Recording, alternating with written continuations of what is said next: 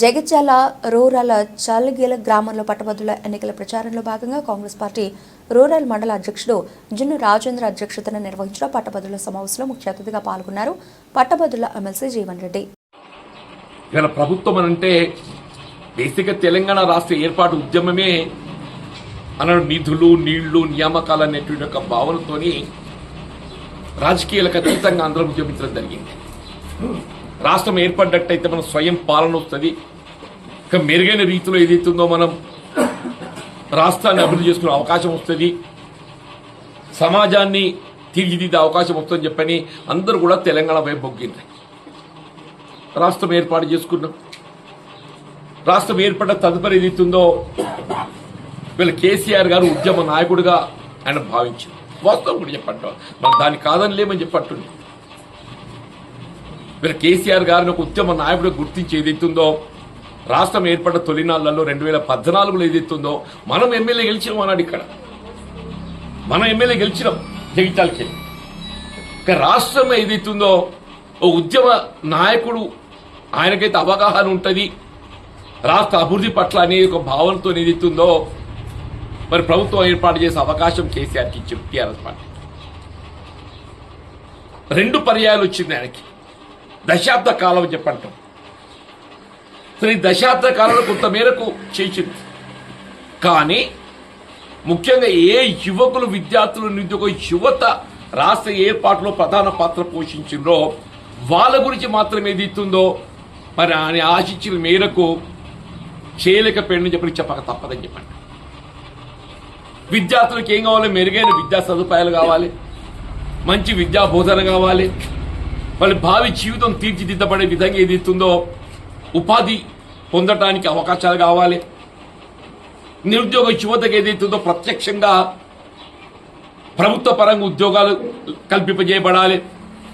ప్రభుత్వ పరంగా ఉద్యోగాలు కల్పింప చేయలేనప్పుడు ఏదైతుందో స్వయం ఉపాధి పథకాలకు ఏదైతుందో ప్రభుత్వం తోడ్పడాలి. కానీ ఈ దశాబ్ద కాలం ఏదైతుందో అటు విద్య పట్ల కానీ ఇటు నిరుద్యోగ యువత కానీ ఆశించిన మేరకు ఏదైతుందో మనం ప్రభుత్వం నుండి ఫలాలు పొందలేకపోయినాం. కాబట్టి మార్పు కొని ఆ మార్పులో భాగమే రాష్ట్రంలో కాంగ్రెస్ ప్రభుత్వం అధికారానికి వచ్చింది.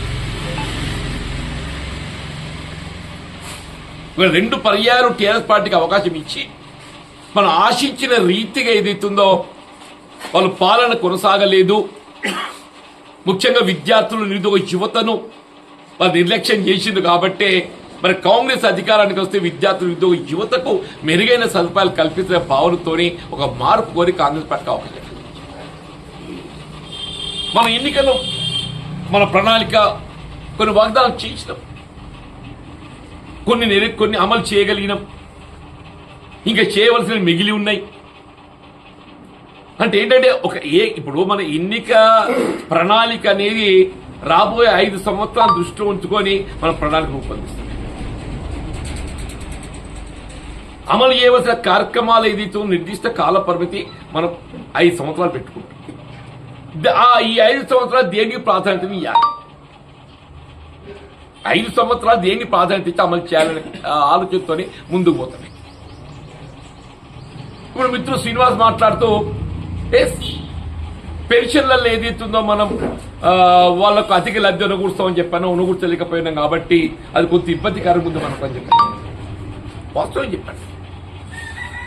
ఇవాళ ఏ ప్రభుత్వమే కానీ రాష్ట్రానికి ఉండేటువంటి ఆర్థిక వనరుల సమకూర్పుతోని మనకు వచ్చే ఆదాయం అప్పు దాన్ని ఏ విధంగా దేనికి ప్రాధాన్యత ఇచ్చి ఖర్చు పెట్టాలి. ఇప్పుడు మన ఇల్లు సంసారమే.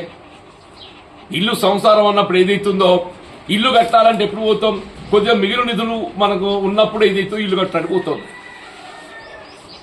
మిగిలిన నిధులు లేకుండా ఇల్లు కట్టాలని ఆలోచన చేస్తారు. బిడ్డ పెళ్లి ఉన్నది, అప్పో సప్పో చేసిన అమ్మాయి ఎదిగైతుంది కాబట్టి అమ్మాయి పెళ్లి చేయాలని చెప్పి చూస్తాం. మండలి ఎన్నికల్లో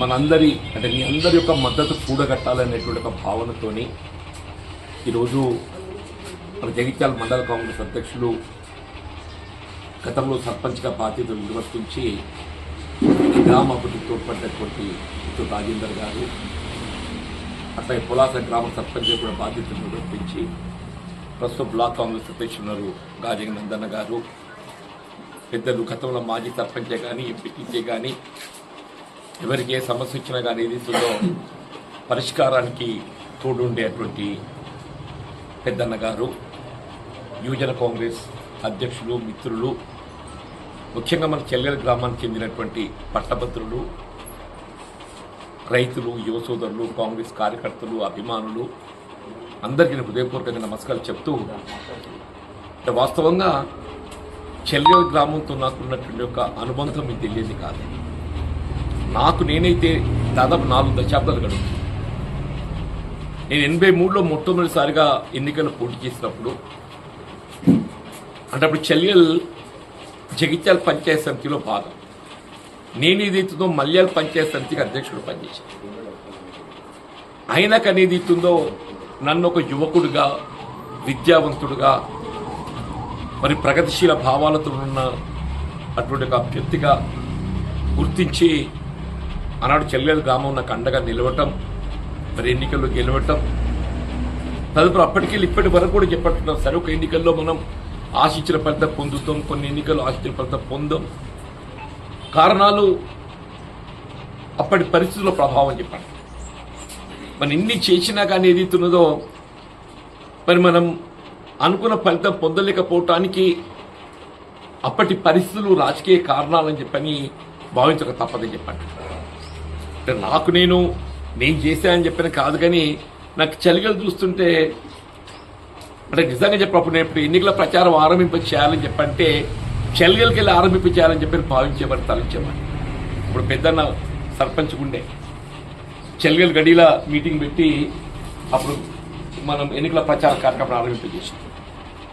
అట్లా ఈ ప్రాంతానికి చెందినటువంటి గ్రామాలకు సంబంధించిన సమావేశం ఏర్పాటు చేయాలన్నా కానీ ఇక్కడ దగ్గర ఒక రైస్ మిల్ ఉంది పక్కనే, అందులో పెట్టి మన సమావేశం నిర్వహించుకోవడం చెప్పండి. చెల్గల్ ఇది పట్టభద్రులు అంటే కేవలం ఈ ఎన్నిక చదువుకున్న వాళ్ళకే సంబంధించిన కాదు. ఇప్పుడు ఒక పట్టభద్రుడు అనేవాడు కూడా ఒక రైతు కుటుంబంకి వెళ్ళొస్తాడు. ఆయన కూడా కుటుంబ నేపథ్యం ఉంటుంది. ఆ పట్టభద్రుడు ప్రభావితం కావటానికి కొరకు ఏదైతుందో ఇతరత్ర ప్రభుత్వం అమలు చేస్తున్నటువంటి కార్యక్రమాలు కూడా చర్చకు వస్తాయని చెప్పండి. పట్టభద్రులు అంటే కేవలం విద్యాపరంగా ఆ పట్టభద్రులు కల్పించేటువంటి సదుపాయాలు, అవకాశాలని కాదు, అదర్వైజ్ కూడా ఏదైతే ప్రభుత్వ కార్యక్రమాలు చర్చకు వస్తాయని చెప్పండి.